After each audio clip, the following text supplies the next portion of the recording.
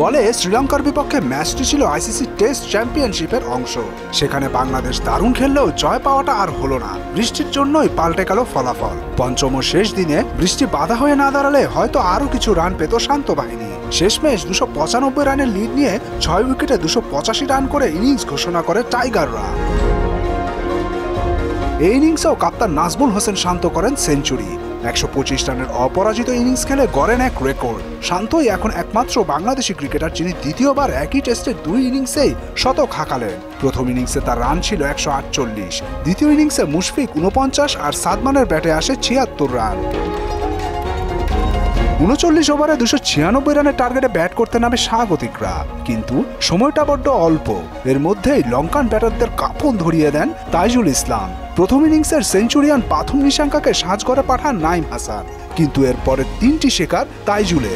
দিনের শেষ সেশন পর্যন্ত 4 উইকেটে 72 রান সংগ্রহ করতে পারে লঙ্কানরা। খেলা শেষ হয় ড্রয়ে। ম্যাচ সেরা হন শান্ত। প্রথম ইনিংসেও উজ্জ্বল ছিলেন বাংলাদেশের ব্যাটাররা। মুশফিকুরের ড্যাডি সেঞ্চুরির সঙ্গে শান্তর 148 রানের ইনিংস মিলিয়ে 495 রানের সংগ্রহ পায় টাইগাররা।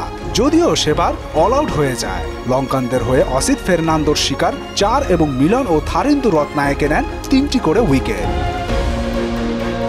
এরপর ব্যাট করতে নেমে অল আউট হলেও পাথুম নিশাঙ্কার 187, কামিন্দু মেন্ডিসের 87 এবং দীনেশ চন্ডিমালের 54 রানের ওপর ভর করে 485 রানের সংগ্রহ পায় স্বাগতিকরা। টাইগারদের হয়ে নাইম হাসানের শিকার 5 এবং হাসান মাহমুদ নেন 3টি উইকেট।